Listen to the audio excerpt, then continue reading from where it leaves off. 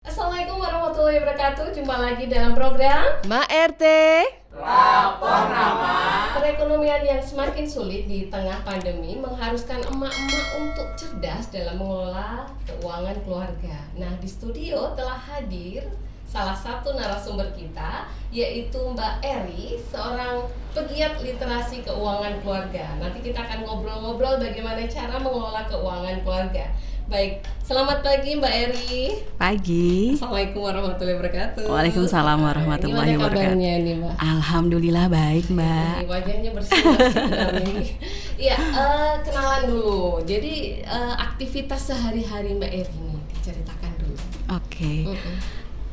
Sehari-hari saya itu bekerja di bidang finance. Tapi di luar itu sebenarnya saya juga mengelola sebuah panti rehabilitasi sosial untuk anak yang berhadapan dengan hukum. Namanya LPKS Tunas Borneo. Oh, rehabilitasi untuk korban atau Pelaku. Oh, pelaku. Iya. Berat ya. Untuk pelaku. Iya, kemudian di samping itu saya juga adalah fasilitator perlindungan perempuan dan anak terpadu berbasis masyarakat di Kota Balikpapan. Oh, Gitu. Jadi memfasilitasi aktivis PPATBM namanya kalau itu program dari Kementerian Pusat gitu. Jadi memang urusannya nggak jauh-jauh dari perempuan dan anak ya, Mbak. Perempuan dan emak dan Iya, anak-anak. betul. Iya, betul. Terus untuk yang pegiat literasi keuangan, biasanya memang apakah ada komunitas atau bagaimana Mbak Eri? Iya, jadi dulu zaman dahulu kala gitu ya, sekitar tahun 2013 saya mulainya sebenarnya. Itu saya bikin namanya komunitas akuntan mandiri. Tapi sebenarnya emang target saya itu untuk ibu-ibu gitu. Nah, karena sempat jalan beberapa program, berkolaborasi juga dengan beberapa universitas yang punya jurusan akuntansi gitu ya. Jadi biasanya kalau misalnya mereka mau nyusun skripsi, itu nanti dari dosennya ada mengarahkan ke saya untuk pengabdian masyarakat. Nah, bekerja sama dengan komunitas akuntan mandiri tadi gitu. Jadi kita pendampingan untuk ibu-ibu yang punya usaha rumahan, kayak misalnya ada yang bikin peyek di rumah gitu, atau nanti ada juga mereka datang ke pasar gitu ya, bagi-bagi celengan tabungan. Jadi sambil bagi, sambil ngasih, tapi juga sekaligus mengedukasi, ibu hasilnya hari ini itu disisihin ya berapapun gitu, 5.000 atau berapa kayak Jadi gitu. sampai turun ke bawah. Kalau yang turun ke bawah itu biasanya kegiatan yang kolaborasi dengan mahasiswa gitu, karena kan keterbatasan saya ya. Seperti itu. Tapi kalau kesini mungkin juga disesuaikan dengan kondisi pandemi, kami tuh bergabung, maksudnya kolaborasi dengan kegiatannya yang tadi panti rehabilitasi. Itu kami bikin namanya sekolah rumahan. Sekolah rumahan itu salah satu programnya adalah mengedukasi juga untuk ibu-ibu mengenai literasi keuangan keluarga, seperti itu. Keren banget ini. Iya, kalau untuk di sehari-hari sendiri, untuk suami Mbak Eri bekerja atau bagaimana? Ya, suami saya kebetulan bekerja di rumah. Bekerja di Iya. wirausaha. Suami saya luthier itu luthier. pembuat gitar ya, Iya. pembuat gitar. Jadi untuk dipasarkan di mana di gitarnya? Kalau untuk gitar itu pangsa pasarnya ya Indonesia ya. Kalau ada sih beberapa konsumen dari luar juga. Kebetulan mungkin marketing ini ya, dari mulut ke mulut gitu. Jadi ada yang sudah beli terus cerita sama temannya, ntar beli juga gitu. Untuk pandemi sendiri, berpengaruh nggak sih Mbak untuk keuangan di keluarga sendiri? Berpengaruh. Iya, berasa. Tapi cuma karena sudah prepare sebelumnya gitu ya, ada dana darurat yang masih bisa digunakan seperti itu ya, masih bisa bertahan lah sampai sekarang. Ya, masih bisa, karena alhamdulillah. seorang konsultan keuangan jadi tahu ya, jadi sudah bisa mengantisipasi. Nah, Tapi saya ini juga sih, maksudnya ada strategi tersendiri. Jadi selama pandemi itu saya karena lebih banyak di rumah, dan saya mikir-mikir, waduh ini kalau dibiarin terus hampir setahun kan. Jadi saya ini lagi senang-senangnya berkebun. Oh, juga Berkebun di halaman, di teras rumah. Iya. Tapi memang pilihannya adalah tanaman-tanaman yang bisa dikonsumsi ya, untuk bantu dapur gitu. Ya. Kalau kita tahu Mbak, di sini kan kita sudah sering banget dengar dengan adanya pandemi ini banyak sekali orang bercerai. Nah, kita tahu bahwa ternyata itu adalah faktor ekonomi. Menurut Mbak Eri sendiri gimana? Iya sih, jadi selama pandemi ini ada 2 hal yang meningkat. Yang satu angka tingkat perceraian, yang kedua tingkat kelahiran. Bener nggak Mbak? Betul banget ini. Iya. Sampai naik berapa persen? Iya, 100% lebih ya. iya. Karena memang gini ya, keuangan keluarga itu sebenarnya jadi mau dibilang penting tidak penting gitu. Menjadi penting ketika kalau kita mau melakukan apapun kita butuh uang ya gitu, butuh uang. Terus aktivitas apapun itu juga pakai uang. Tapi ya nggak juga kita harus menganggap uang adalah segalanya, tapi segalanya itu butuh uang kayak gitu. Nah akhirnya ketika kondisi keuangan tidak stabil, amburadul, ya dampaknya sudah pasti keharmonisan rumah tangga gitu. Makanya menurut saya penting sekali untuk setiap ibu rumah tangga itu paham tentang literasi keuangan. Sebenarnya apa sih yang diperlukan oleh emak-emak? Ya kayak kita ini mungkin tidak paham ya. Pokoknya ada uang ya sudah, apa saja pengeluarannya itu ya sudah kita alokasikan. Tapi kita tidak tahu perencanaannya seperti apa sih Mbak yang harus kita miliki. Sebenarnya kan konsep dasar perencanaan keuangan keluarga itu adalah kita mengelola seluruh pemasukan kita dan pengeluaran kita untuk tujuan tertentu. Tujuan tertentunya apa? Ya masing-masing keluarga pasti punya tujuan masing-masing ya. Pasti. Untuk mencapai tujuan tertentu dengan cara yang efektif dan efisien gitu. Jadi ketika seorang ibu sudah paham esensi ini gitu, oke. Saya dengan keluarga kecil saya ini punya target, punya tujuan, bla bla bla. Saya pengen punya rumah sendiri misalnya. Yang kedua, saya pengen anak saya nanti punya pendidikan yang bagus misalnya gitu. Di sekolah yang fasilitasnya bagus, pendidikannya bagus seperti itu. Yang ketiga, apalagi target tujuan keluarga saya. Saya pengen nanti melaksanakan ibadah umroh atau haji bersama seluruh keluarga saya. Ini kan tujuan-tujuan keluarga ya Mbak. Dan itu butuh uang untuk persiapan dana untuk mewujudkannya seperti itu. Nah, dari tujuan-tujuan itu untuk mencapai tujuan kan kita harus punya strategi nih. Nah, bagaimana mencapai tujuan ini? Strateginya adalah harus menyusun rencana keuangan keluarga. Jadi perlu direncanakan. Betul. Ditulis? Wajib ditulis. Kadang kita ini cuma dibayangkan aja, jadi uangku kemana? Ini kebanyakan seperti itu. Jadi direncanakan, ditulis. Ya betul. Direncanakan, ditulis. Jadi step sebelumnya ya Mbak ya, kalau kita mau bikin perencanaan keuangan keluarga, yang pertama diskusikan dengan pasangan. Ini yang penting. Didiskusikan ya. Didiskusikan dengan pasangan. Mimpi-mimpi hidup kita ini apa sih gitu.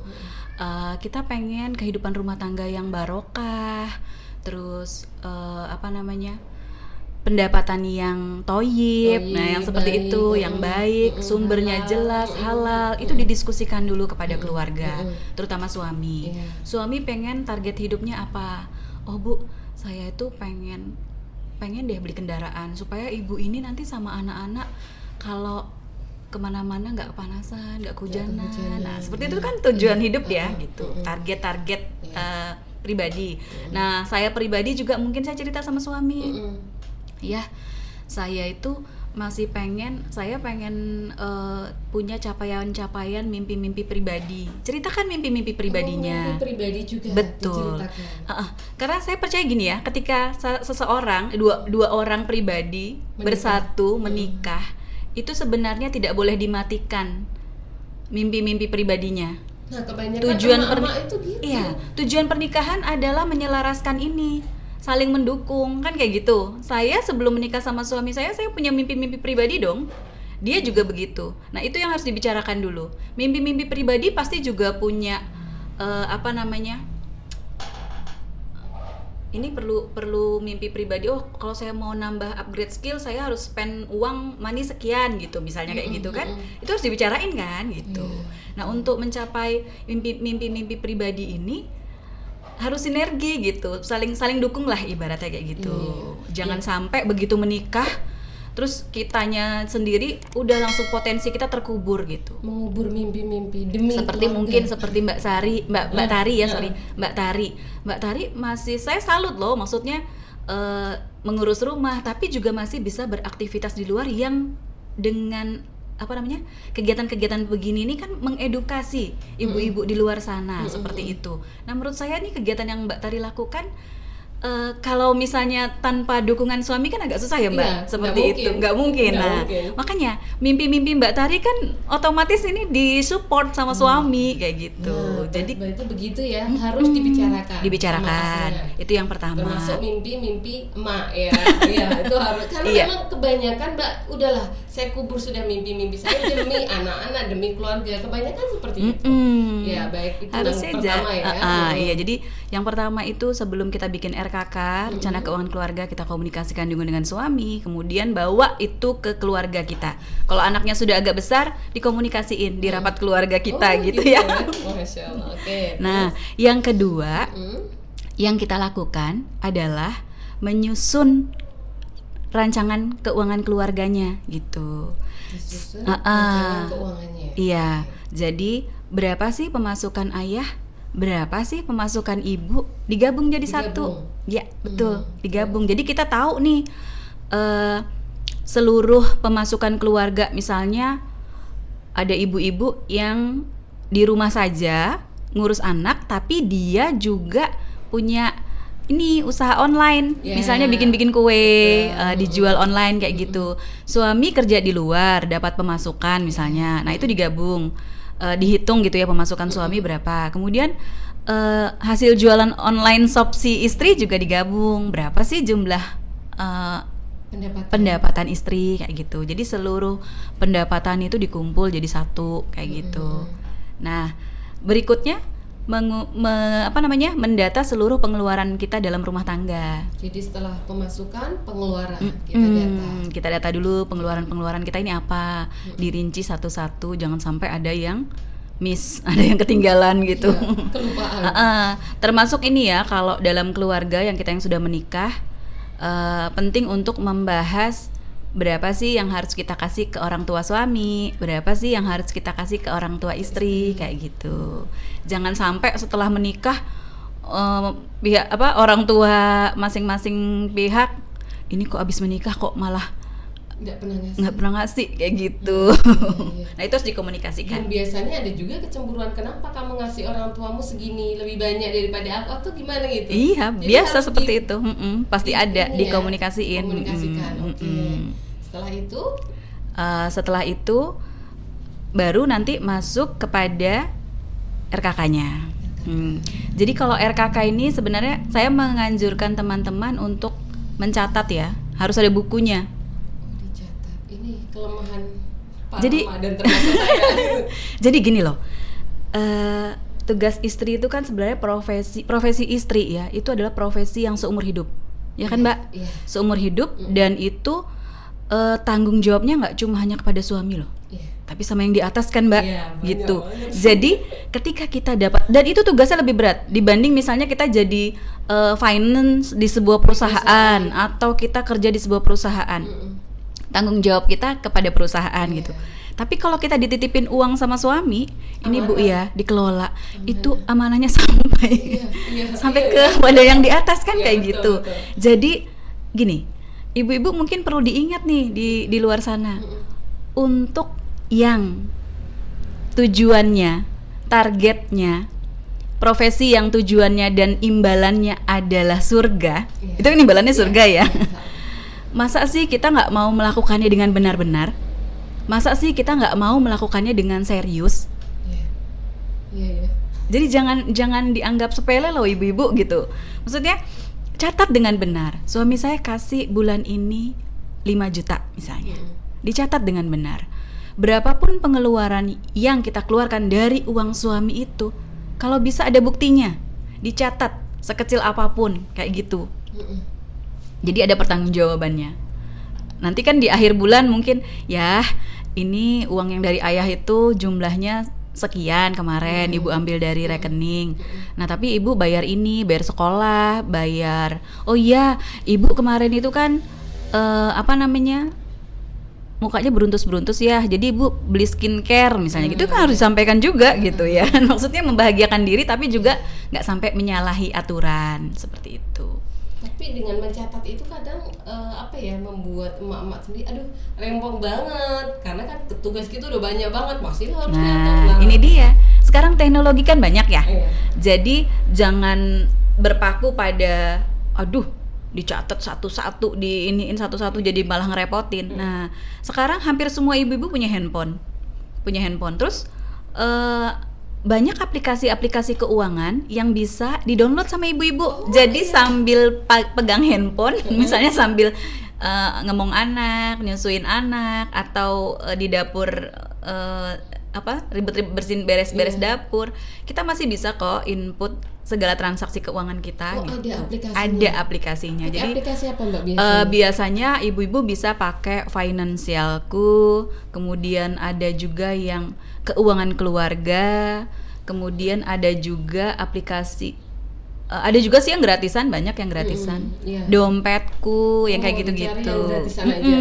Kalau saya sih coba yang gratisan. Iya, karena kalau ibu-ibu kan pasti nggak lepas dari HP ya. Iya. Jadi dimanapun kapanpun bisa ya.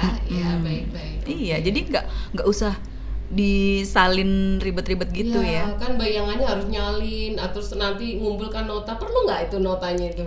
Kalau nota itu saya biasanya, jadi saya tuh punya 2 catatan ya. Satu catatan keuangan yang pakai aplikasi, yang kedua saya punya catatan dapur. Gitu. Nah, catatan dapur itu sebenarnya saya pakai untuk nyatet stok dapur saya gitu. Supaya apa? Nggak beli kedobel, nggak mubazir, nggak takutnya kan udah kadung beli nggak ada catatannya, stok saya ini berapa sih sebenarnya, tepung, minyak dan lain-lain. Kalau nggak punya catatan, nanti mau beli lagi saya pikir udah habis ternyata masih ada, ujung-ujungnya kadaluarsa kan kayak gitu. Nah kalau kita punya catatan dapur, penting juga menyimpan beberapa nota karena bisa untuk membandingkan harga. Saya beli di toko yang ini kemarin segini loh, kok di toko yang ini agak lebih mahal ya, namanya mama kan, dengan prinsip iritologi. Jadi kan kita pasti mencari, emak-emak itu kan gitu ya Mbak ya, kalau belanja di pasar, biarpun selisihnya cuma 100 atau 500 perak, kita bakalan cari yang lebih murah kan gitu. Nah, kalau saya biasanya habis belanja bulanan, notanya disimpan, tapi daripada nanti jadi sampah ya, menuhin dompet, nanti di akhir bulan udah saya keluarin. Tapi biasanya saya ingat-ingat gitu, oh kalau beli susu itu lebih murah di toko A, ya udah ntar saya pindah deh belanjanya di situ misalnya kayak gitu. Atau ada juga beberapa toko yang misalnya pembelian keberapa kita dapat diskon, dapat promo. Nah itu kan notanya beberapa harus disimpan yang kayak gitu. Nah kalau permasalahannya seperti ini Mbak, tadi udah bincang sama suami, termasuk mimpi-mimpi kita, dijumlahkan semua pemasukan, pengeluarannya berapa. Yang terjadi adalah ketika ibu-ibu menghadapi ternyata jumlah pemasukannya lebih kecil dibanding pengeluarannya. Nah itu seperti apa? Jadi kayak besar pasak daripada tiang gitu betul. Ya. Ini banyak terjadi di kota-kota besar. Balikpapan pun juga banyak. Iya banyak banget Mbak. Jadi gini, sebenarnya ya satu hal yang di awal harusnya kita tanamkan di dalam diri kita pada saat kita menerima berapapun pemasukan yang dikasih suami, itu yang pertama harus kita ucapkan adalah rasa syukur. Syukur kepada Allah berapapun besarnya rezeki yang diamanahkan kepada kita. Ya kan? Ketika rasa syukur itu tertanam dari dalam diri kita, maka yang terjadi adalah dari syukur kita akan sampai pada kesimpulan kita puas. Iya, puas. Oh, oke. Rezekiku saat ini adalah segini.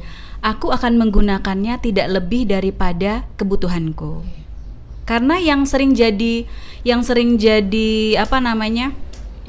masalah adalah ketika kita tidak bisa membedakan kebutuhan dan keinginan. Nah, keinginan itu kan biasanya lebih besar ya? Iya, daripada kebutuhan. Ternyata kita sebenarnya nggak butuh, cuma ingin gitu. Nah, seringkali nafsu kita lebih condong kepada keinginan-keinginan, bukan pemenuhan kebutuhan gitu. Ketika kita sudah rasa syukur kita sudah cukup, kita jadi akhirnya memilah, oke, saya akan mencukupi sesuai kebutuhan saya saja gitu. Jadi saya nggak akan membeli yang di luar itu, menyesuaikan dengan pemasukan seperti itu. Kalau yang terjadi sudah kadung, kayaknya pengeluaranku lebih banyak ya. Yang harus dilakukan adalah mulai memeriksa tes kesehatan keuangan keluarga. Jadi ada tesnya itu. Tesnya seperti apa itu? Jadi ada tes kesehatan keuangan keluarga. Itu agak teknis sih sebenarnya. Jadi kita semua merinci semua pemasukan, semua pengeluaran. Kemudian nanti ada presentasi pengalinya gitu. Kalau misalnya nanti hasilnya adalah di bawah 10%, kondisinya berarti kita nggak sehat kayak gitu. Nah kalau kondisinya nggak sehat, mana sih sebenarnya pos-pos yang harus kita kurangin? Jadi tadi setelah kita ngobrol sama suami, kemudian kita bikin rincian RKK, hal yang penting adalah kita harus mengklasifikasikan mana kebutuhan primer, mana kebutuhan sekunder, Mbak. Mana yang tetap, mana yang tidak tetap. Nah kalau yang tetap setiap bulan pengeluaran yang tetap itu kan berarti nggak bisa dirubah nih. Sembako. Iya, sembako, listrik, telepon, air, PDA, yang gitu-gitu kan itu biasanya tetap nih. Tapi nilainya kan tidak tetap. Nah nilai yang tidak tetap ini yang bisa diatur-atur. Kayak misalnya listrik itu sebenarnya tiap bulan kita keluarin primer, tapi tidak tetap nilainya. Untuk membuat dia tidak tetap itu kan sebenarnya tergantung penggunaan kita kan. Nah caranya, oh iya ya, bulan kemarin itu aku listrik 500.000. Gimana ya caranya untuk menurunkan? Ya udah, berarti ruangan-ruangan yang tidak terpakai listriknya dimatikan, AC yang tidak digunakan dimatikan, kipas angin yang seperti itu ya kan. Jadi kita sendiri sih yang ngatur-ngatur gitu ya, supaya pengeluarannya bisa berkurang. Oh iurannya ternyata setelah aku kurang-kurangkan penggunaanku, ternyata bulan ini aku cuma bayarnya 390. Ya kan lumayan turun gitu loh. Walaupun kadang ada tagihan listrik, kok tidak seperti biasanya. Iya. Bonus itu ya. Bonus. Jadi ini udah masuk ke tip berhemat nih ya di kala pandemi, karena memang saya rasakan sendiri Mbak. Ketika pandemi pemasukan berkurang, tapi pengeluaran jauh lebih banyak. Karena apa? Kita harus beli suplemen kesehatan. Betul. Ya kan, istilahnya seperti masker lah apa, itu kan memang yang sebelumnya tidak ada dalam list kebutuhan kita, tapi harus ada di masa pandemi. Betul. Jadi tipnya seperti itu tadi ya. Selain itu apa ada nggak Mbak untuk tip berhemat? Oh ya. Jadi sebelum sampai ke itu, saya mungkin menceritain sedikit yang tadi RKK ya. Kalau di saya biasanya saya menyampaikan ke ibu-ibu, saya pakai rumus 1234. 1234 itu 10%. Iya, formulanya. 1234. Maksudnya tuh biar nggak lupa Mbak. Biar gampang ingetnya. Jadi kalau 1 itu 10%. 10% dari penghasilan dari pendapatan kita itu alokasikan untuk infak sedekah yang kayak gitu ya. Jadi penghasilan kita dibersihin dulu gitu. Maksudnya nggak 10%-nya. Jadi di 10% itu ada, kita misalnya mau bantu kegiatan sosial, atau kita pengen kasih ke ibu kita, ibu suami atau ibunya istri gitu. Bisa diambil, bisa diambilkan dari 10%. Misal kalau gajinya 5 juta, berarti kan 10%-nya 500.000 ya gitu. Nah itu bisa untuk bantu-bantu kegiatan sosial maupun orang tua. Terus yang kedua, atau mungkin kalau emang dananya lebih dari 5 juta, ada anggaran khusus ya buat orang tuanya, bisa gitu ya.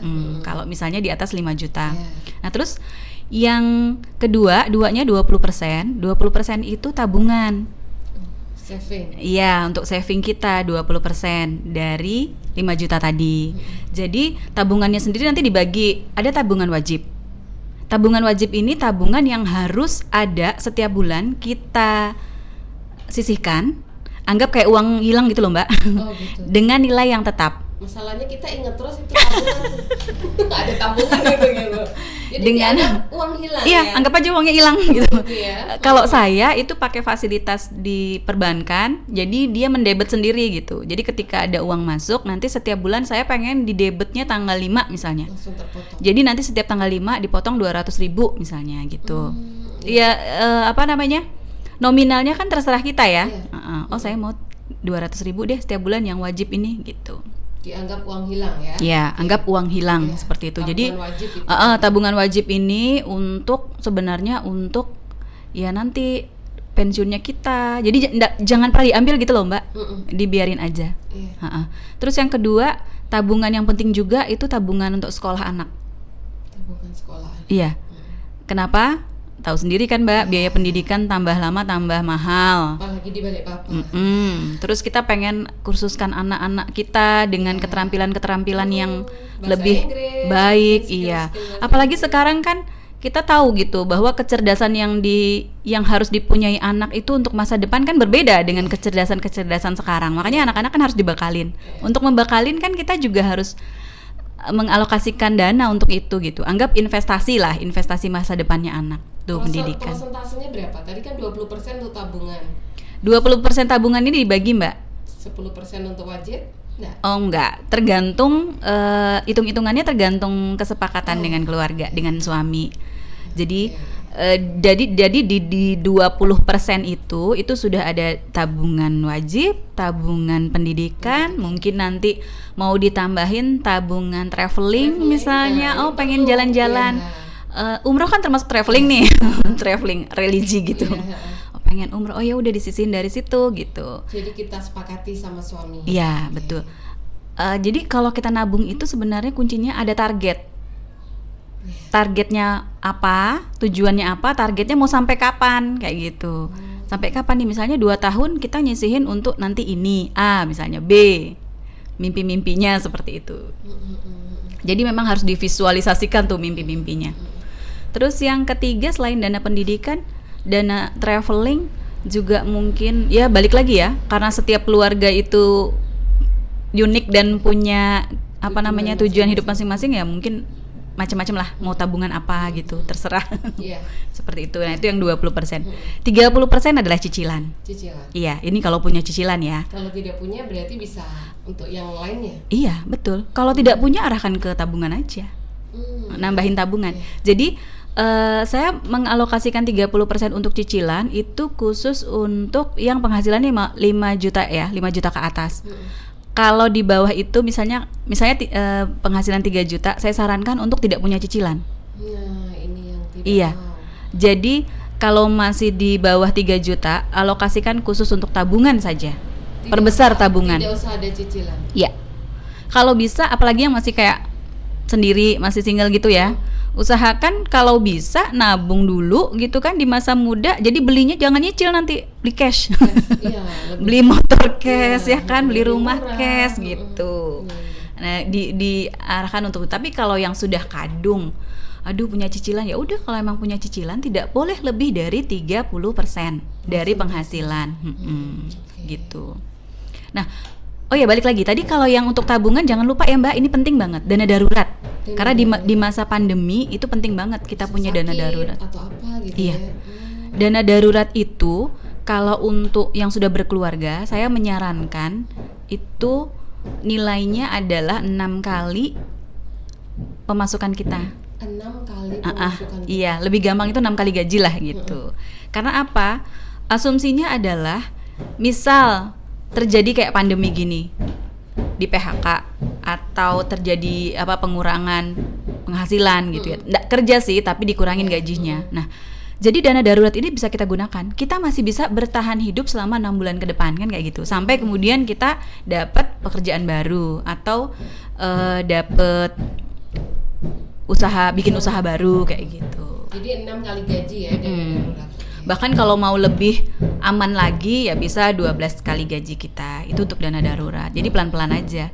Itu misalnya juga bisa kita gunakan ketika nih kita sudah punya RKK nih untuk pengeluaran harian kita selama sebulan. Tapi tiba-tiba, kadang-kadang kan gitu ya Mbak ya, tiba-tiba ada keluarga dari jauh datang.